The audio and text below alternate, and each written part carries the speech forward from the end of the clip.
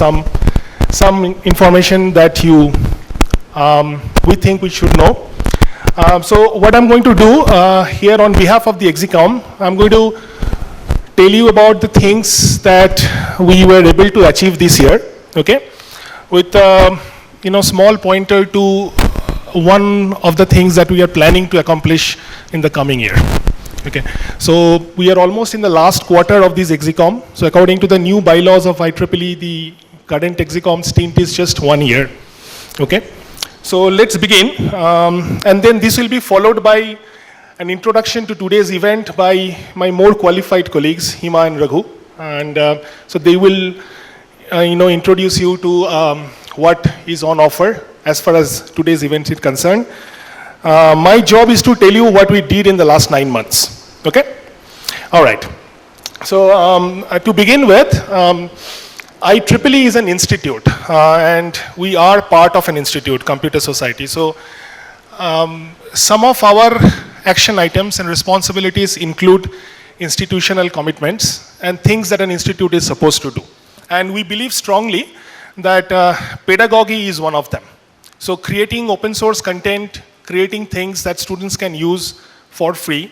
Not only students, because of the advent of machine learning and AI, even mid-career professionals want to take a switch. And sometimes if there are material, readily available for them, it helps a lot. So with those things in mind, the colleagues in the Exicom and we worked together, worked hard, and created a bunch of stuff, and which includes some open source libraries, which are either uploaded to GitHub as a pipeline or just as one standalone library function. We also created a bunch of material as lecture notes, and these lecture notes are slightly different from the ones that you see. And all of that, you can actually find links to our website. And these lecture notes, just to give a background, brief background, when we look at some of the deficiency courses that are required for getting an initial exposure to machine learning, some of those deficiency courses are offered by departments which are not affiliated to computer science. So what really happens is, those courses are taught in a certain manner, and when these guys come over to take a course in machine learning, you have to reteach them. Okay, so we thought there are some things that we should do with an eye specifically on why you are doing this and how these things are going to be beneficial, right? Okay, I'm not going to give you examples. If you visit our site and look through those lecture notes, those are available for free as PDF. You would know what I'm talking about. Okay. Also, so what we have done is, as far as neural networks are concerned, codes from scratch up to stacked autoencoder are available in our GitHub folders. Okay, you can freely download those codes, use them. Okay. We did also do a summer course on deep end of deep learning, where we specifically focused on activation functions and activation functions only. We did not talk about anything else. We talked about a very simple deep neural net with one hidden layer, and we just talked about activation functions for 30 hours. Okay, pretty much dug deep into it. And also, as part of our other arm in pedagogy, which is generating new content, IEEE Computer Society Bangalore, for the first time in the country, has initiated, focused, and mentored a group in astroinformatics, which is at the intersection of machine learning and astronomy. This is the only focused research group in India that exists, in collaboration with International Astrostatistics Association at Penn State, the Center for Data-Driven Discovery at Caltech, and Indian Institute of Astrophysics, Bangalore. We take particularly, we feel particularly happy about this, that we have been able to do. Just take a look at our stuff that we created. I can go on and talk about all of it all day, but I really don't have all day, because Hima is waiting eagerly. All right, it's like, so, all right. So we would like to talk about, people talk about events, we talk about concepts. So some of the concepts that we launched this particular year, one concept is celebrating computing. And these are very specific topics chosen. These could be either deficiency topics, or these could be, pretty advanced topics. And all of these lectures are delivered by us. We actually don't call people from outside. And I take particular pride in the fact that I have colleagues in the Exicom who are, really accomplished and really smart. And all of these things we have been able to do on our own. Topics ranging from numerical methods to convex optimization, courses that usually, private engineering colleges or even institutions in Bangalore do not usually offer. They can, courses which are usually offered as electives, okay? I already talked about the new focus groups, so I'm going to skip that.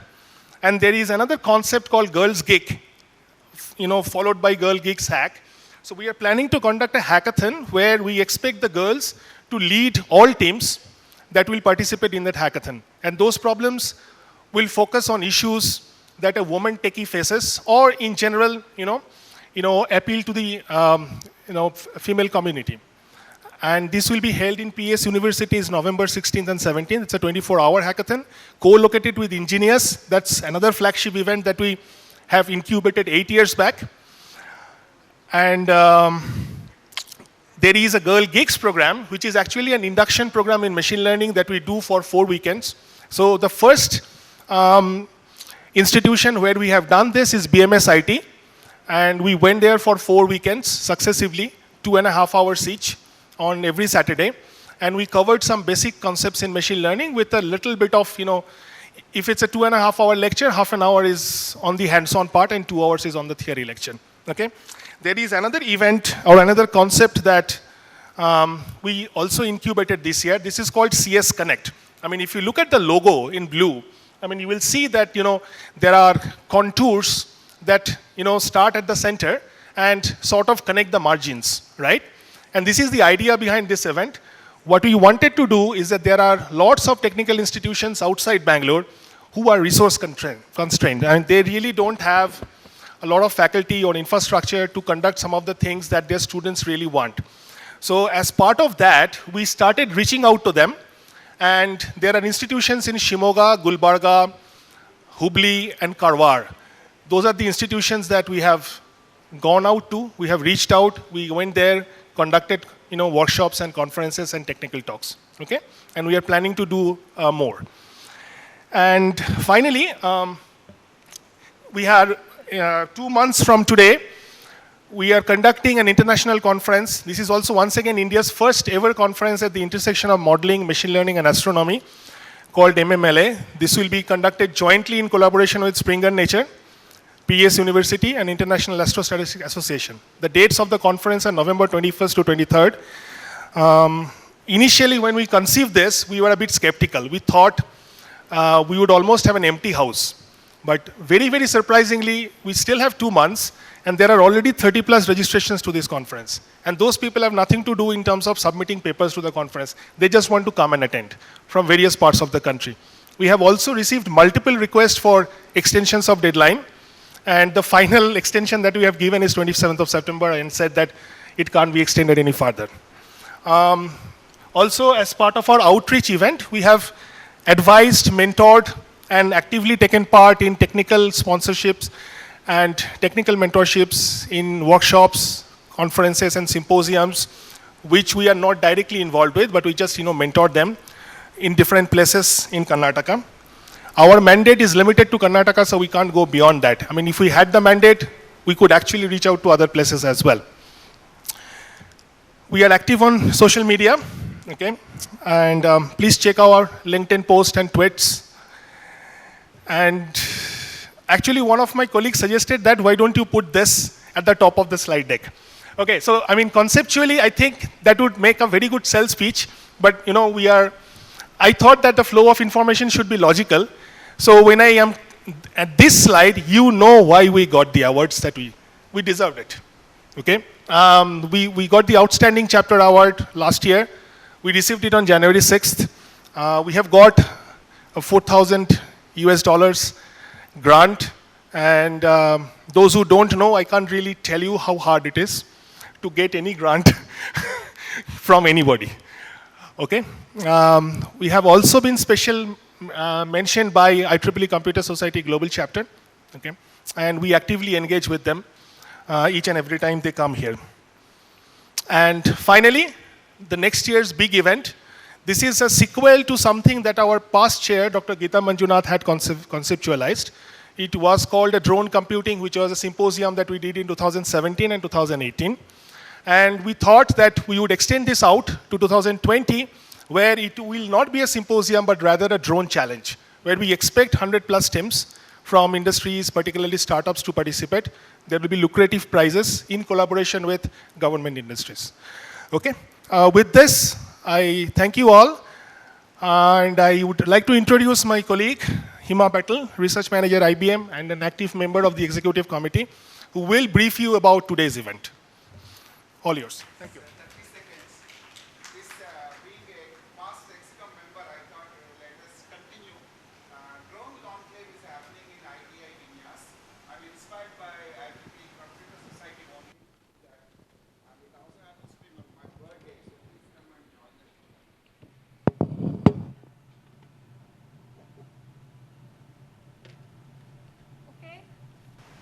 Okay, thank you, Snehanshu, and a very good morning to everybody. I'll just take a few minutes. I don't want to stand between, the exciting talks that we have lined for the day, but I'll just take a few minutes to introduce the program and tell you what we have planned for the day. So, let me start by telling a story. Let me take you several months back, right, on a nice Sunday morning in Koramangala when the ExCom committee was seated together. So between jalebis and tea, right, we were discussing that what should we as a group bring, as this year's event, right? And so we came to, as part of our, so this is our second edition of the Deep AI series. We did the first edition last year, which was focused on computer vision. And unanimously, there was just one common thing, we should talk about text, right? And some of my friends, colleagues here with whom I've had earlier discussions, right? We all know text is, it's just ubiquitous, right? Think about it, right, from the world of, or in our personal life, right, from our rent agreements or contracts to patient medical records to, variety of places where you see documents. And the interesting thing is the following, right? While we think that these are all documents, the use cases for each industry vertical are very, very different. And thereby the technologies needed to develop for these use cases have, they maybe start from the same common base points, but they have all, they are all very different. So we thought this is maybe this is a good opportunity for us to bring people from different areas, industry verticals together on a common platform and, share, discuss ideas and allow for cross-pollination of ideas across verticals. So this led us to building maybe 3 aims for the day today, okay? One is, like I said, we have brought in industry experts from different verticals to talk about, their use cases, their challenges, and what is relevant, right? So we'll have our keynote speaker, Dr. Babu Narayanan, talk about AI for healthcare. Later in the day, we will have Dr. Debashish Bal talk about the NLP challenges in the finance world. And then we'll have Dr. Gokul Swami talk about, how is NLP applied in the e-commerce world, right? So that should give us, a good idea of the different verticals where NLP is applied. Next, the second aim that we thought was we also wanted to bring in, deep technical talks on upcoming areas, right, or new research areas in NLP. So for example, a very interesting area and very important one at that is the whole concept of trusted AI. How do I know that the text that I'm going to use for processing by my machine learning algorithms is not biased, right? So there was a study conducted at IBM Research where they analyzed Bollywood blogs for the last 50 years, and they found, just by analysis of text, the analysis said that, they were all, focused towards, most of the plots were focused with male characters at the central theme. It's not a surprise, we all know it, but, just imagine that what would happen if these kind of things creep into your, commercial systems and, so they can have, other impacts, which we don't want. So we'll have Dr. Sameep Mehta coming, talk about how to make AI trustworthy. We'll also, another interesting challenge, especially in a country like ours, right, a multilingual country like ours, is the problem of saying, NLP is never just, to one language, right? So how do we process mixed languages, right? So for example, a lot of people, while using chatbots or search, their queries are English and Hindi mixed. So what are some challenges because of, these kind of different use cases? So that's where we have Dr. Manojit Chaudhary from Microsoft Research later in the day talking to us about, the challenges in processing code mixed language. And then, we cannot have an NLP symposium without talking about chatbots, right? So we all, interact with chatbots in one form or the other. And while the whole chatbot industry has been growing up very well, they are right now very, very, very, useful for one short question answering. But what happens when you want to make it actually a conversational AI system, right? And what are some of the challenges there? And then mix into it, the challenges that I spoke about of, multilingual challenges. So multilingual challenges, and then we want to have an AI system that can actually converse like a human would do. So this is where, we'll have Vishwanath Jha from Sarthi AI talk about, conversational AI research problems.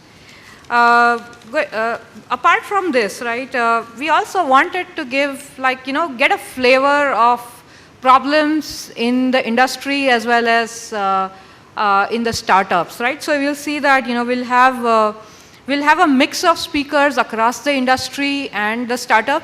And we have one session which is focused on lightning talks, which is NLP in the startup world, where we'll hear Surya Prakash Konaru talking about, he works with a lot of startups, so he'll talk about, breadth of problems that you see in the startup world. And then we'll have Adarsha Shivaprasad talk about, NLP for creating reusable assets for social good, right? And finally, last but not the least, but we will spend time discussing on the upcoming standards in the NLP industry. So with this, I wish all of you a great day. We hope you enjoyed the program, and please feel free to share your feedback with us at the end of the event. So without further ado, I'll go ahead and introduce our first speaker for the day, Dr. Babu Narayanan. So it's both my pleasure and privilege to introduce you, Babu. Babu Narayanan is the Vice President at Symphony AI. I have known Babu for several years now. He's both my mentor and my ex-boss. So he's one of the people who is very knowledgeable about, a wide array of topics. You can talk to him about so many topics, and he'll tell you what's the state of the art in each of these, where the technology is, and etc. Right? So bringing up new ideas, thinking about new ideas, talking to clients, solving math puzzles in between, motivating team members, charting product roadmaps. This is all just some of the activities in Babu's single day. So in his current role, Babu leads the development of AI algorithms for healthcare applications. Prior to this, he was the senior principal scientist at GE Research, where he has seen where he has overseen many pioneering programs in IoT and healthcare. He has a BTech in computer science from IIT Madras, MS in mathematics from University of Illinois, Urbana, and PhD in computer science from NYU. So, ladies and gentlemen, please put your hands together and to invite our keynote speaker, Dr. Babu Narayanan. Good morning. Can you hear me? All right. Good morning. Thanks, Hima. Thanks, everybody, Snehanshu, and the rest of the team for inviting me to talk to you. I'm very, very excited to talk to you about two areas that I'm very, very passionate about. One is healthcare, and one is natural language processing and AI. So, as you know, AI and NLP in particular, and deep learning for NLP, is one of the hottest areas today from a research perspective and application perspective. And healthcare is extremely important to all of us. In countries like India, the percentage of spend on healthcare is still very, very small.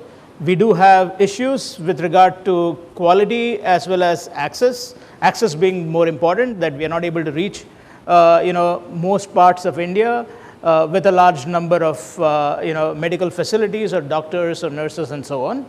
In countries like the US, which are more developed, the expense or the cost associated with healthcare is extremely, extremely high. About 18% of the GDP of the United States, it's about $3 trillion or so, is spent on healthcare, which is the equivalent of the entire GDP of India. So the costs are out of control there, and people will argue that the quality is not where it needs to be, especially given that cost. Healthcare has gone through some changes in various parts of the world. Before I get into some of those details, let me just quickly get a sense of the audience. How many of you work in healthcare today? Okay, one person. All right, good. How many of you work in natural language processing today? It's about half of you. Okay. And how many of you work in deep learning? It's about half of you. Okay, so it's a very mixed audience. Let's keep it interactive. So I can go back and forth between healthcare and natural language processing and deep learning, so that you get what you need. And I'll be here for a little bit after the talk as well, and maybe later in the day again. So we can talk again later. Okay, so let's get started. So as I said, in healthcare, for us to do make remarkable changes with regard to quality, access, and cost, we believe that the starting point is digitization. I mean, at least it's one of the key starting points. When you go to a hospital today and meet a doctor in India, quite often they handwrite notes on a sheet of paper. But if you go to the bigger hospitals in India, now you will see that they're spending time typing on a keyboard and entering stuff into an electronic medical record system. In the United States, this probably happened about 10 years ago with a particular act called the HITECH Act, as a result of which a large number of clinics and hospitals are digitized, and information is entered into the electronic medical record system, and information is exchanged between the hospitals and the insurance companies, so that transactions can happen and reimbursement can happen. It was driven primarily through the financial aspect of the healthcare system, but we see several other advantages happening as a result.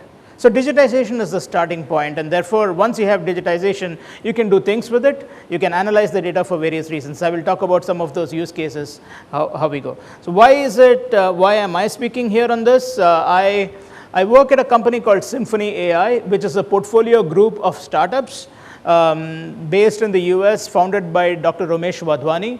And one of the portfolio companies that I work with is Concerto Health AI. Concerto Health AI is a small company. It's a couple of years old. We are focused on oncology, and we are focused on what we call real world data.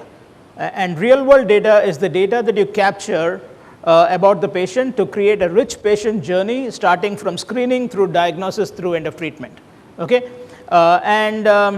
so it's a patient journey that's fundamental to our business. I won't get into the details of our business. That is not the purpose of this talk. But it's very relevant to what we're doing with NLP and healthcare. All right. So what should you get from this talk? Okay. And I hope there is something in it for everybody here. So the first thing is that you should understand why NLP matters for healthcare.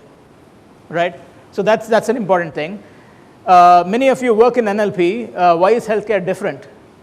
You probably have some intuition about it, and hopefully you get some more insights into the details of that, and finding some new reasons, new challenges associated with NLP in healthcare, and maybe that gets you excited to work in it.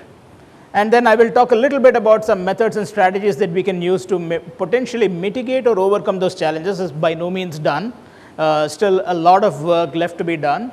But of course, anything that we do here, we think has an impact on the healthcare system, and that is very, very satisfying for all of us. All right, let's keep it interactive. So if you have any questions, please raise your hand, ask me a question. All right, so what is the foundation for this talk? So it's the patient journey. Okay, so by patient journey, I mean anytime a patient touches the healthcare system, we have some information about what's going on. Right, so all the way from screening through diagnosis through treatment. So in this particular example, you can see here that a particular patient was diagnosed with some particular cancer in 2002. And in this case, it is prostate cancer. So you can see the, let me see. Person is diagnosed with prostate cancer. As part of the diagnosis, probably went through a bunch of tests and hospital visits, right? So we have a lot of that information, and you get details on the type of diagnosis. It's not just prostate cancer, it's a subtype of prostate cancer. And then the person starts some treatment, is put on a particular drug, say Lupron, Casodex is a set of drugs.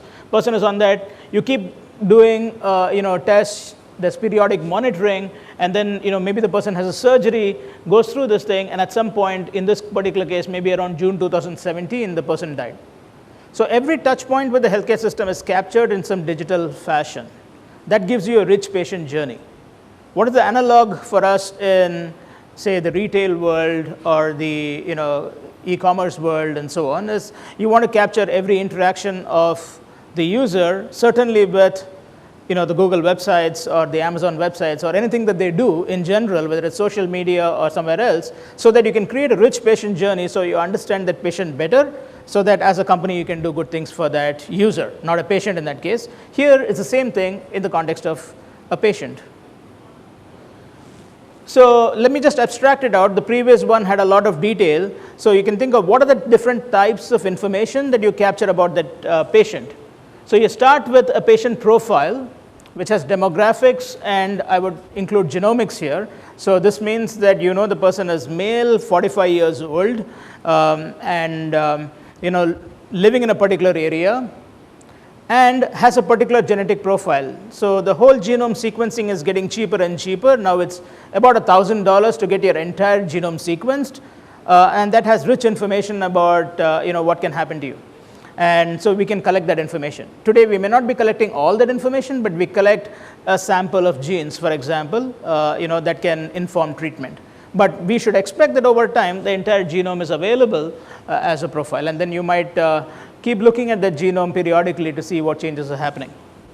So that's your profile, like a user profile. And then the healthcare system makes a bunch of observations which we can collect. So these observations are doctor visits, diagnostic imaging like a CT scan or an MRI scan or an X-ray or ultrasound, or laboratory tests like a complete blood count or some other type of test. And there might be pathology. You might take a tissue, and then look at it under a microscope or some other means and come up with a pathology report, a biopsy report. So these are all observations that you make on the patient. And then the doctor or the surgeon performs various actions, which is giving you a bunch of medications, and then in some cases performing surgery. So what is important here is that the patient status is changing over time. So you might start with an initial diagnosis. In the context of cancer, you say the person is stage 1 of prostate cancer of a particular subtype like adenocarcinoma, and then maybe over time, the tumor progressed, it became bigger, it spread to different parts of the body, and if it spreads to faraway parts of the body, we say the person has reached stage 4 or metastasized. And then maybe the cancer in some cases went away. So the person is considered in remission, and then at some point, maybe 10 years later, it comes back, it's called a relapse, and then maybe it spreads, and then at some point, maybe the person dies of that cancer or dies of some other reason. But you see that these are the outcomes of interest. So it's like a control system in your car, right? You have some starting profile, and then your sensors in the car are always making observations of the surroundings, including your eyes. And then you're taking some actions, which is adjusting the steering wheel or the accelerator or the brakes. Those are your actions, but you're really interested in whether you're making progress. So you're interested in the outcomes of interest, right? So this is the patient journey. This is what we're trying to understand.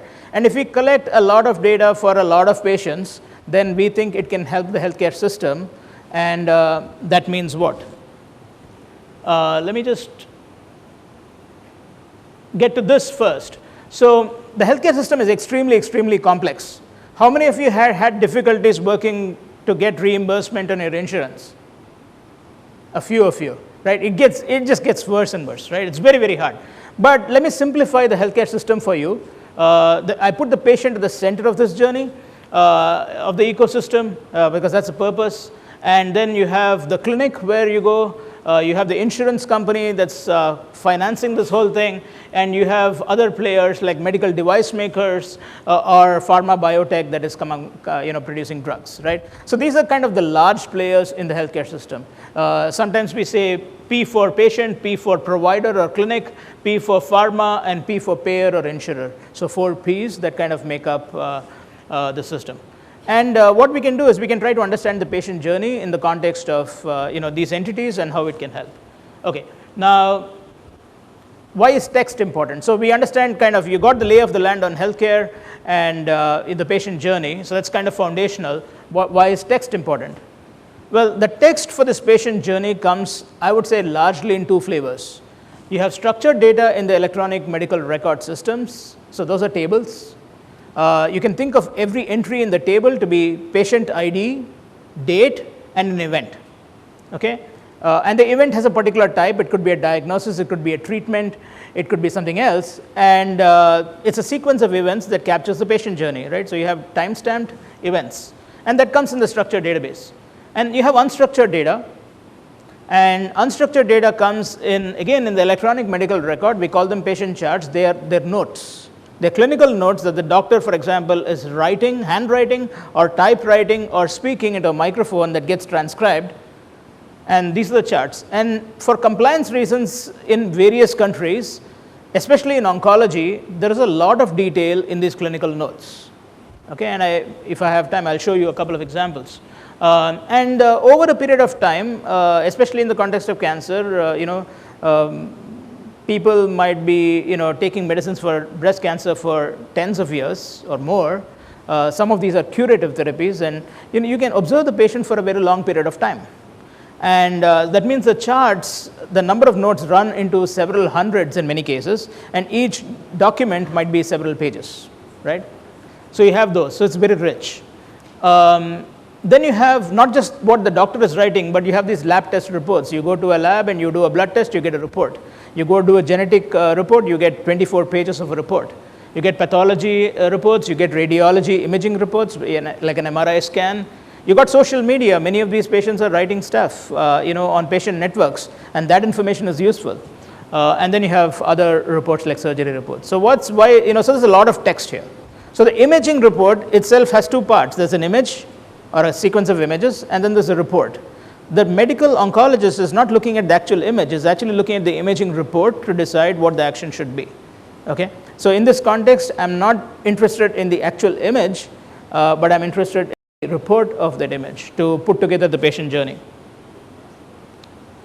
Why is this important? It's important because of the iceberg phenomenon here. Right? Only a small fraction of valuable information today is in the structured databases.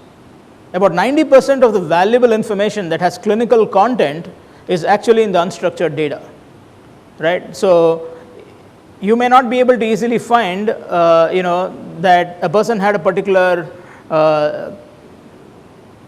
symptom, whether the person was smoking or did the person have an adverse reaction, what caused that adverse reaction. All that kind of information may not be there in structured data. It might be there. Hopefully over time it will get bigger.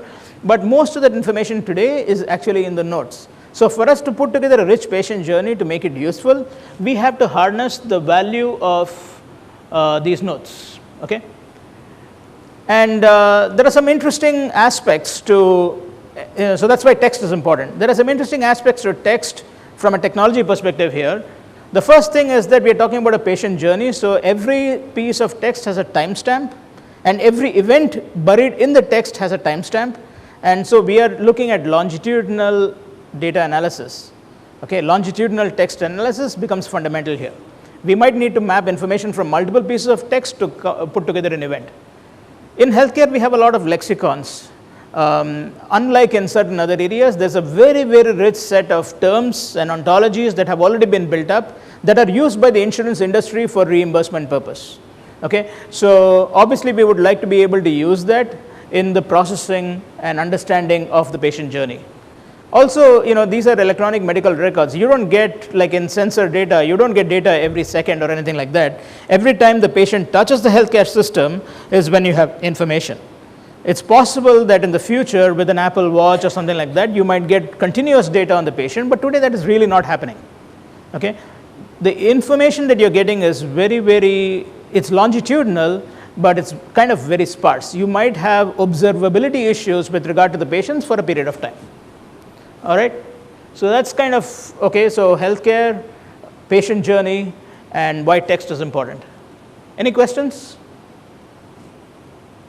All right, so let me just give you, talk through a bunch of use cases of applications of natural language processing in the context of healthcare, keeping those 4 P's in mind, right? Patient, provider, pharma, and payer. So these are some celebrated examples, and you might have seen that in the press, so that's why I just wanted to, talk about this. Not that those can be definitely applied immediately in the real world, but this is important. How many of you have seen the first one? This is a paper that came out of Google a couple of years ago, and what they did here was they did not just predict inpatient mortality, but what they really do is they use data from the medical records, a combination of structured data and the notes, using deep learning, and to do in a very scalable way predict a bunch of events. So in this particular case, we are talking about predicting inpatient mortality. So the patient is in the hospital, is in a bed, and I want to predict if the patient is likely to have, to die in the next 7 days. Okay? And if I can do that, then I create a risk score, and I can alert the nurses, I can alert the doctors, and so on. Right? And of course, I can change the window from 7 to a different number. And they're able to do that with reasonable amount of accuracy. Okay, and I have a next slide which talks a little bit more about what they do here. But this was a paper in Nature. I just gave you the link to the Google blog, but this is a paper in Nature. It's not something that can be directly applied tomorrow in a hospital because for various reasons, I can talk about. But what they did was still very interesting. The second one, which is also somewhat of a celebrated example, is medical imaging. Medical imaging in the context of healthcare AI is very hot. Obviously last year you had the deep vision, set of talks. There's a lot of deep learning for computer vision applied for medical imaging. Now the problem here is that, you're trying to really assist the radiologist in arriving at, creating that report faster, right? You have very few radiologists, you have a lot of reports, it takes a lot of time in some cases. Can you make that faster? And so if you want to build a deep learning system that takes the computer vision the radiology image, like an X-ray image, in this case chest X-rays, and tells you what the problem is, then you need ground truth labeling because these are largely supervised learning techniques, right? And so where do you get the labels for a very large number of X-rays? Because the report is actually a piece of text that is not easy to understand. So what these guys do as part of their work, this is Stanford with a few others, is that they actually wrote they spent a fair amount of time trying to come up with ground truth labeling, which is a mix of human labeling and natural language processing. And the natural language processing is looking at radiology reports and extracting information so that you can create the ground truth labels. The first versions of similar work also used NLP to extract the labels, but those were not very good. So a lot of ground truth labels were actually wrong under human observation review. And so these guys really improved the accuracy of the ground truth labeling in a significant way. That is very important. Otherwise, it helps your vision system immediately afterwards. All right. So let's just let me spend a little bit of time talking about what they did. So in the first example, where I'm trying to predict things around what's happening to patients in the Stanford hospital system, they looked at about, not the Stanford hospital system, this Google working with 2 other hospital systems. They took about 200,000 patients from 2 hospitals. And what was really interesting about what they did was that it was fairly generic data processing that they applied. They did not go and tune every little single feature in a very, very careful way, for 20 different models. They really had a generic processing pipeline where they pulled data from the electronic medical records, including the notes. They they put it into a deep learning network with some embedding strategies. They did look at a few fields with a little bit more care. And then, so it was really a generic data processing pipeline, and they applied it not for just the inpatient mortality in 7 days, they also did it for a whole bunch of other tasks. So they are able to predict for you what is the set of diagnoses that you will have when you leave the hospital. They will predict for you whether you will return to the hospital in 30 days. And so the deep learning was, it was a little bit involved, but it's still very generic. And it was very surprising that they were getting results of the accuracy of 85 to 95% depending on the model using this very generic data processing where they were not really looking at normalizing and harmonizing things. So for example, I might say, in my case, I'm looking at blood units of something. I might use some unit and some other doctor or some other hospital might use a different set of units.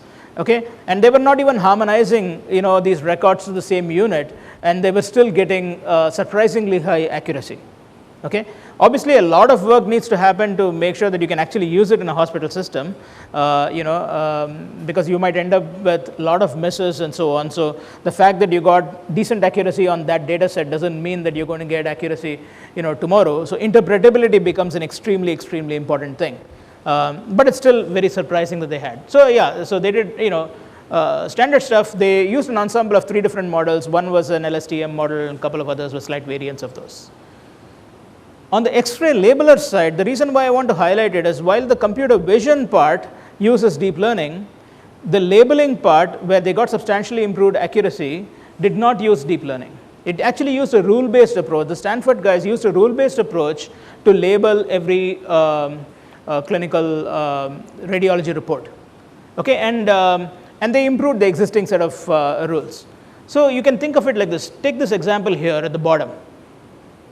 So this is just a fraction of text from the radiology report. So here it is, cardiac silhouette not unremarkable. How many of you, I'm sure nobody uses that kind of words in real life. Not unremarkable is fairly common in healthcare. I'm pretty sure that if I dig deep, I'll find probably phrases where there are 3 negatives, but 2 negatives is very common because doctors inherently, they fundamentally think negative. Something is malignant, something is bad, somebody is sick. So when something is normal, you're going to say, somebody is not sick, right? So if something is remarkable, then there's something interesting. If it's unremarkable, that means it's normal, but they won't use the word normal. And then you say it's not unremarkable. That's common, right? So you have to worry about that. So cardiac silhouette is not unremarkable. Diffuse pattern may be consolidation. Consolidation is a particular category. In this case, there are about 14 classes. They're not really classes, 14 labels. So lung lesion, pneumothorax, cardiomegaly. Cardiomegaly means large heart, as a disease.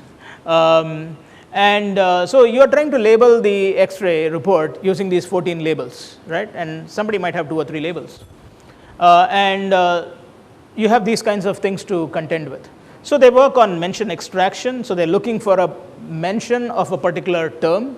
It doesn't have to be that term itself. It could be a synonym of that term or some abbreviation of that term and so on. And you have ontologies that can help you, pre-built ontologies that help you look for those mentions. So you get the mention extraction, so you get the snippet or the phrase, and then you classify it or you label it using a rule. And then you have to aggregate. What does aggregate mean? That in a particular report itself, you might have 10 or 20, 10 paragraphs sometimes, and you get this mention in multiple places. So you actually need to aggregate over all those mentions to come up with the final output. Does the person have cardiomegaly or not? So why did they use a rule-based approach? In this case, radiology reports for X-ray, just X-ray alone, that's a language. Okay, the way they write radiology reports for chest X-ray is a language, and we need something with very, very high precision here because it's being used as ground truth. And they found that the best way to do it was with the help of complicated rules. Okay, so in many cases, especially in the consumer world, we can actually sacrifice precision, make sure that we have high recall, and we can churn through a system, and we get the results back in a transactional manner, whether it's advertising or something else. Whereas here, that is not the case, right? So I might sacrifice recall, but I need precision to be very high. And in some cases where the language is very specific, I actually get better results with the help of complex rules. So rules don't go away in NLP for healthcare. although deep learning is taking over a lot more. So the way I think about it is that rules are there to make sure that you get some baseline with high precision, and then you get much better with deep learning, and then you can do certain things much better with deep learning. All right, any questions on this? Okay, and I put, I have links to these articles, so you can easily, look them up as well. All right. Here is very quick example of insurance-related processing. Maybe I don't know how many people here know people who work in the coding industry in Bangalore or India. It's actually a very big industry. What happens in coding? It's called medical coding. Then Cognizant and a whole bunch of companies, United Health Group, a whole bunch of companies employ several thousands of people to do medical coding.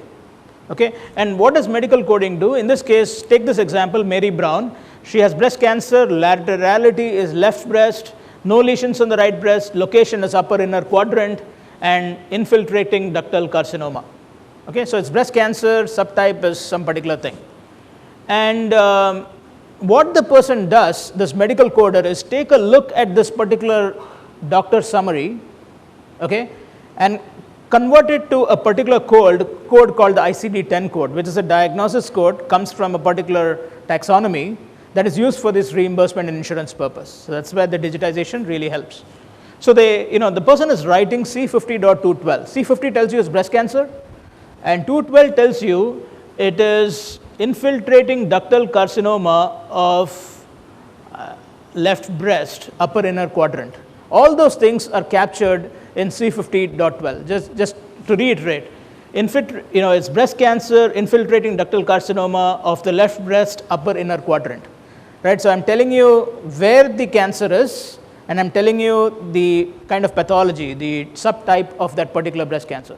So that combination of location and histology identifies the cancer. In this particular case, there is a code for it. It happens to be this. That's the job of the medical coder. Okay? They don't have to look at all kinds of text. They just need to look at a few sentences and find out that. But it's not that trivial. Okay? But this medical coding job, and they're doing it for millions of forms every day. So this we would like to automate. Obviously, if there's a mistake there, that's not good, because then either you're paying more or paying less, or it gets rejected and so on. So you have to do it right. But computer-assisted coding is the name of this field. So everybody here in the coding world will have a software tool that they use to do the coding.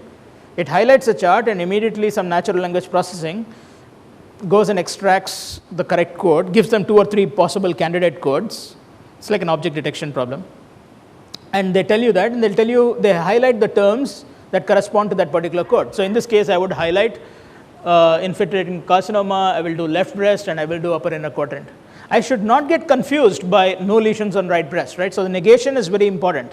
As I said, in healthcare, everything is about bad things. So use of negation is extremely, extremely common. In fact, I think there's a full journal that is dedicated to just doing negations. Articles in that is all about negation. Okay, so if you want to super specialize, that's one thing, but that's what they do. So that's the coding thing. And now, what is the information that they get? The information is that form, and that form, the doctor might actually speak into a microphone, and it might be manually transcribed, or it might be automatically transcribed. So you can do speech recognition to automatically transcribe it. In many cases, these forms are faxed. Within the United States, they're faxed. That means on the other side, somebody takes out the fax copy and scans it. So you actually took some nice digital thing and butchered it, and then now you have to digitize it again. So you have to do OCR on it. And OCR on some of these faxes is of very low quality. How many here have worked on OCR? Yeah, so several of you have worked on OCR. OCR can be very bad. High quality documents, very nice. Low quality documents, very bad. Tables, very bad, right? But that's a problem here. And then, of course, then you do the natural language processing and have to deal with all these subtleties. Okay, so that's what the coding in the on the right side is something related to insurance. It's called prior authorization.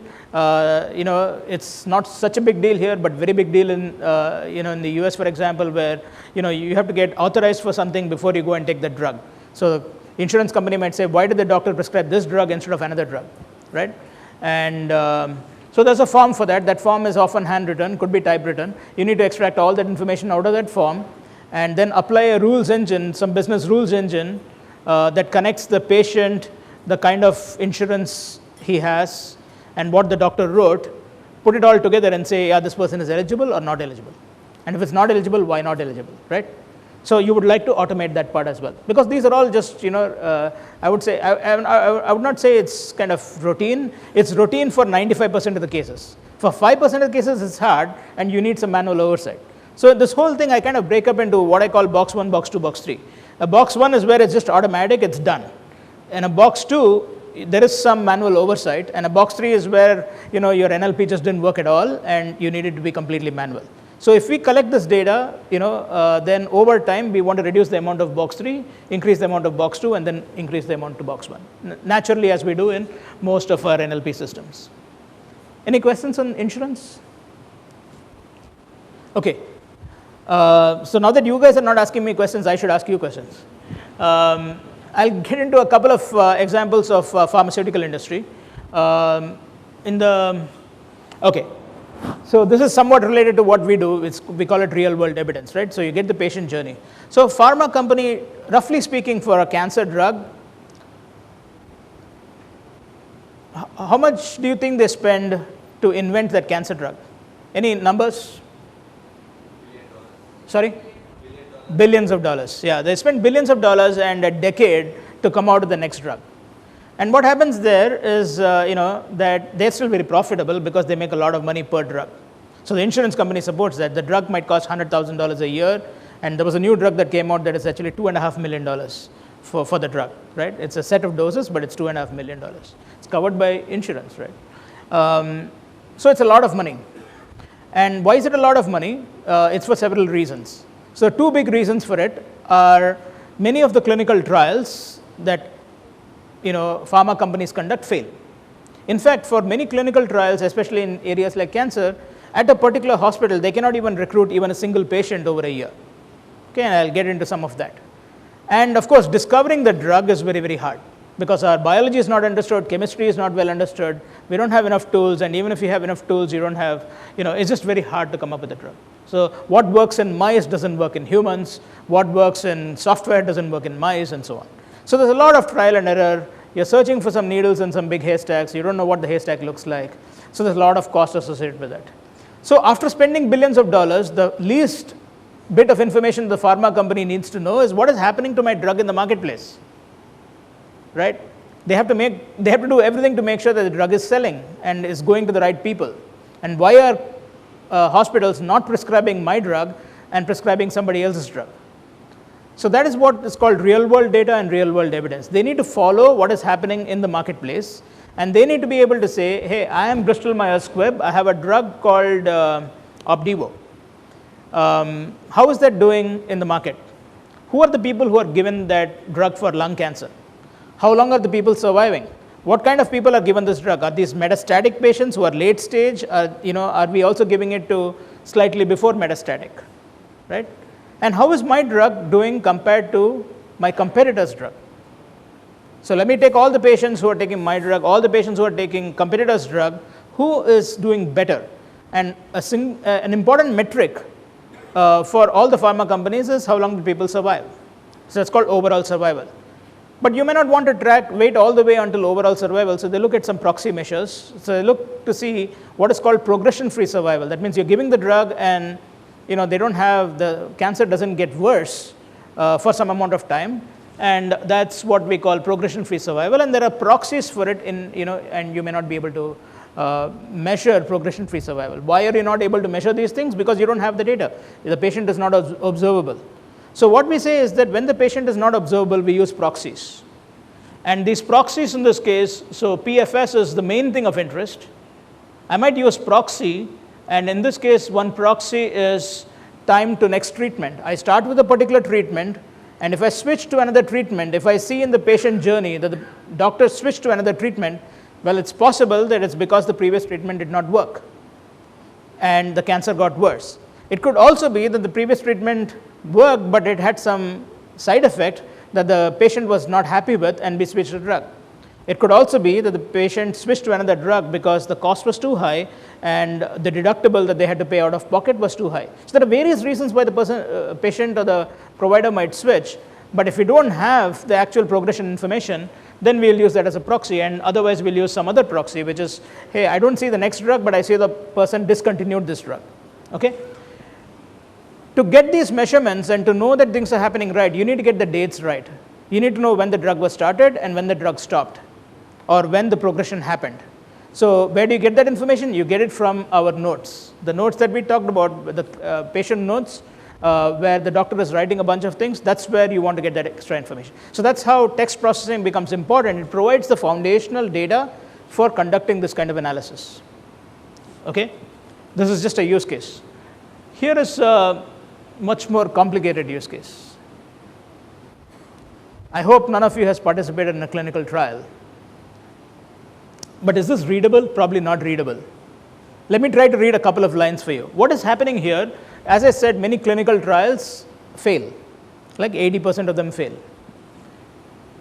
What I need to do there is, I'm a pharma company, I'm trying to set up the requirements for enrolling patients for a trial. Not every person can be enrolled for a trial. In this particular case, it's an active lung cancer trial. So let me try to read this a little bit. I'll read a couple of lines, right? Actually, it's very hard for me to read this. So so the first thing is that this person has non-small cell lung cancer. So this is a particular type of lung cancer. And the person has stage 4 disease or stage 3B disease. This is called advanced. So the stage of the disease has to be high. And the person should have an EGFR mutation. So that's a genetic profile. I'm not recruiting all patients. So the people who have advanced disease is about 50% of lung cancer patients. When I look at the EGFR positive patients, it's about 5% of them. And then I have a whole bunch of criteria. So age is at least 18 years, and the person should be able to walk around. I don't want people who are in a wheelchair. And then I have some exclusion criteria. They should not have some other disease. They should not have something else, and so on. When you do all these things, it's very hard to find patients. Okay, so many of these trials will start with 20 patients and then go to 300 patients, for cancer worldwide. So at a particular site, at a particular large hospital, you might recruit 4 patients. So what do I need to do to find these patients? What do they do today? They just, you go to the doctor, you sign them up as a principal investigator, and they're waiting for the patients. What you want is that if you have all the data for the hospital in one place, and you have the electronic medical record, you want to match this text to that text. Right? So you have this big piece of text here, and you have a big piece of text there, and you want to say, hey, I want to get lung cancer patients. Do I get lung cancer patients there? Is this person 18? Is that person 18? Is the person male? Is the person male? Is the person EGFR positive? Do I see EGFR positive there? Are there inclusion criteria, exclusion criteria? Did this person take this kind of medication in the past? Oh, I'm going to see the medication there and see if the person is eligible. So this eligibility matching of 2 things. It is not like saying, hey, this text talks about cricket. It is not saying that this person is a good cricketer or is positive about this particular article. I need to get precise matching of a whole bunch of fields to say that this patient here is a possible candidate for this clinical trial. And there are companies that are working on building these matching engines so that we can get the maximum number of patients. And now I can tweak the text and figure out, by tweaking it, how many more patients can I get, right? It's a very, very hard problem to do it automatically. If you do it well, semi-automatically, you're already in decent shape, okay? So now let me go to a different type of example here, get into some more of the information extraction that's required. So in this case, here I'm trying to look, so information extraction from clinical notes is kind of fundamental. I need to look for people, in this case, say I'm looking for people with distant metastasis from clinical notes. In this case, I'm seeing a bunch of things. On the right side is the kind of information I need to extract. I might need to do OCR on the note to go get that information, okay? I won't go into the details of this. Drug discovery, I'm going to skip. That's a very complex beast. There's emerging applications around conversational agents. It's still very, very early. You might have heard of companies like Babylon Health. and a few others that are trying to build these, very targeted, but over time, as NLP for healthcare gets a lot better, we expect this will get better. Here is some of the challenges associated with this. So here I'm interested in the date of metastasis, where the cancer spread and became big. So you see that there's a longitudinal information. I see a note from 2009 all the way to 2016. At some point, I see that maybe the cancer has spread. So I actually get information from multiple nodes. I need to put all that information together in a timeline and then apply an aggregation algorithm to get that information. So everything in healthcare is longitudinal. There are some other examples where I need to, just to get that information unit, I need to get information from multiple nodes. So an adverse event means that there was a hospital admission in this case, that adverse event was bone pain or nausea, and I'm pulling information from multiple nodes to put together that information unit. Right? It is not to determine that the event happened, but also I need to get pieces of information together. All right, so I have a few minutes left, so I want to make sure that I talk about some of the interesting challenges here. As I said, there is a bunch of taxonomies that are available, knowledge bases that are available. How many of you who have done deep learning have applied integrated domain knowledge and deep learning? Probably very few. It's kind of an emerging area, but that's extremely important in healthcare. Because in healthcare, there are tens of millions of concepts and relations that have already been mapped, and the doctors use those language, and the insurance companies using the same thing, right? So that is mapped. It's not complete. All of them have various acronyms and different usages, but that information is there. And you have these rich hierarchies. So what is happening in the language modeling world? So for those of you who are familiar with deep learning and natural language processing, language modeling is very hard. What is now happening is, how do I use knowledge bases that are already there, and how do I learn more knowledge bases, but more importantly, use them to enhance my language modeling? So you would have seen this, I don't know how many of you are familiar with the paper ERNIE, fairly recent paper, and then there's other paper. There are several papers now that try to integrate domain knowledge into language models. So you take the domain knowledge, convert those to a bunch of vectors, and now try to integrate it with the other vector work that you're doing to do your language modeling better. Obviously, it takes some time to explain all these. I won't do that now. But this is something that's very important in healthcare for us to make significant progress. Overall, we have a lot of challenges. There's a lot of variation in healthcare. There are usages that are very specific to the healthcare domain, specific to cancer, specific to a subtype of cancer. I talked about double negations a lot. You have a bunch of relevant, irrelevant sentences in your clinical notes. You have to ignore those. You have, you have to extract dates, otherwise the whole thing becomes kind of useless. And high precision is an important requirement. How do we kind of address some of these challenges? I talked to you about the domain knowledge plus deep learning integration for language models. That's an emerging area. The second thing is transfer learning. How many of you use BERT?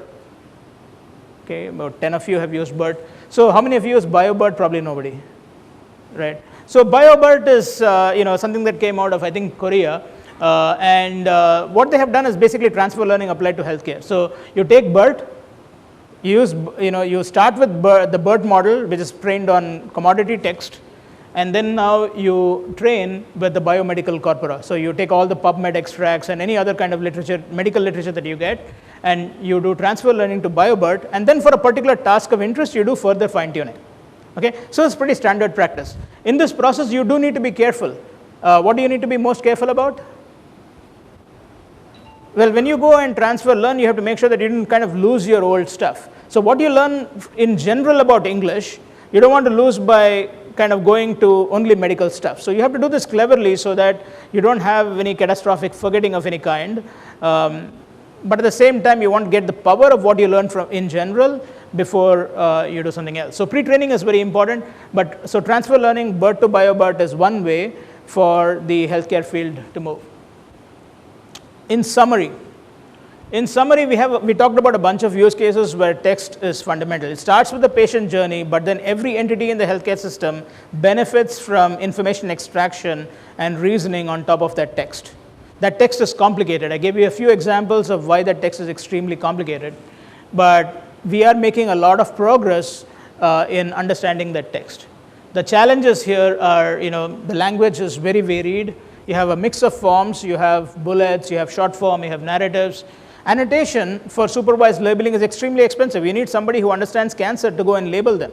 So that is hard.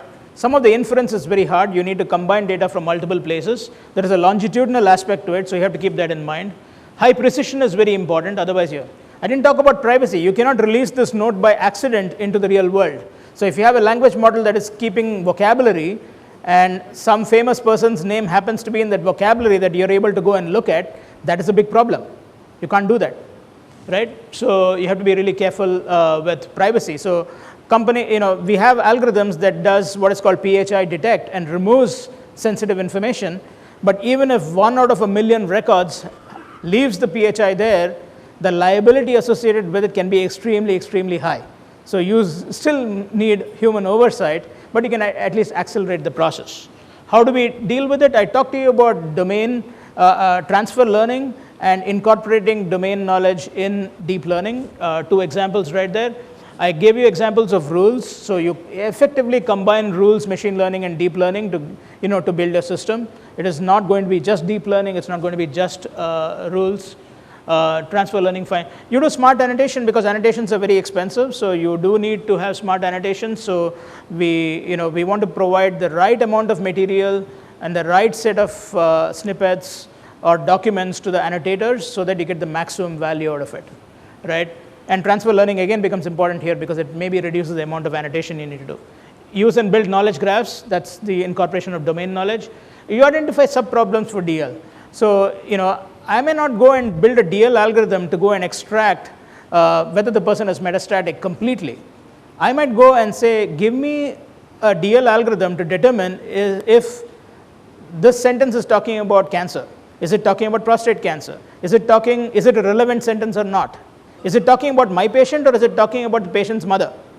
Right? So those are much easier things to do, but extremely important at a horizontal level. And for the specific field of interest that you're trying to extract, you might go and build a slightly different algorithm in combination with the deep learning algorithm. So you want to identify the sub-problems for DLs because you want to maintain that very high precision. Finally, you need to do federated learning because you need to do things sometimes in private mode. That means you do it at the hospital. You cannot pull all the data out of the hospital. So you need to get information from 100 hospitals or 1,000 hospitals. So you want to do a federated learning scenario so that you don't have the problem of removing private information and putting it somewhere else by mistake, right? So these are some of the ways in which people are trying to address it. There's still a lot of work that needs to be done, obviously, and I think if we do this right, it will make a huge impact to the healthcare systems overall. All right, that concludes my presentation. Thank you very much. Yeah, we can take a few questions.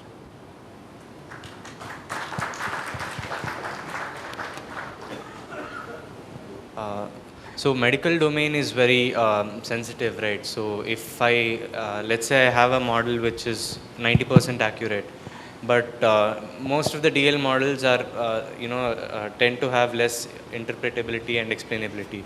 So how do I make sure that I'm able to explain the decision which my deep learning model is doing? So explainability is a very important thing. And I'll just tell you my experience over the years with explainability. We haven't solved the problem of explainability in deep learning, right? And I'm not sure we ever will. So there are 2 things that happen.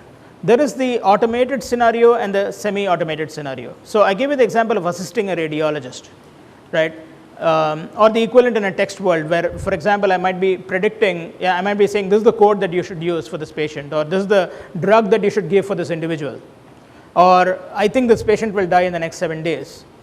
There is no automation there. I'm actually helping a doctor or helping a hospital administrator. And what I'm doing is that instead of spending 20 minutes to come to that conclusion, I am giving you the answer and then I have to give you some level of explainability. So if I highlight the relevant text in the document that led to this conclusion, that would be nice, right? So, and that's not easy. The reason it's not easy is because if I take, is this person metastatic, I might have multiple mentions of the word metastasis in the document. So I can't just look for the word metastasis and highlight it. I have to look for the word metastatic in the right context that led me to that decision. Because some statements might be the person is metastatic, some statements saying the person is suspicious of metastasis, or the patient's mother died of metastatic breast cancer. Those are all not the relevant things. So I do have to have some mechanism to kind of highlight the portions in the text that led to the decision, but led to the final decision, not at the aggregation level. And there are standard techniques that you use to go and highlight what led to that. You can use various techniques, ablation or other techniques to do that. I'm not saying they're foolproof, but you might still take the task from 30 minutes down to 2 minutes, and it's extremely. Now, in the transactional world where there is automation and the person is not even looking at this thing, then you have to be obviously different. So explainability is not the important thing there. You want to make sure that the system is trustworthy in that because it's automated, you need to build enough confidence in the hospital administrator or the oncologist or whoever it is that the system is working. So you might have a period of a shadow for a long time where over time the doctor or the administrator recognizes that the system is doing very well. What you do need to make sure is that when there is a change in the system, right? If my EMR system changed or I'm getting data from a new hospital, it's quite possible that the system's performance will drop. And if you don't have a hook, some way of knowing that that's happening, you have a problem. So in most of these cases, what you will end up doing is you will still do random sampling of a small fraction of documents to see if your error rates are where they are, and then you can implement it. But that's what apologies that we cannot take any more questions, but Babu will be available during the break and you can pick his brain. Thanks a lot, Babu, for taking time out on a weekend to come over and give this insightful talk. I request Hima to hand over a small memento of thanks. Thank you. Thank you. Hey, thank you. Thank you. Yeah, good. Oh, there's a camera. Okay. All right, thanks. Thanks, Babu. Thank you, Babu.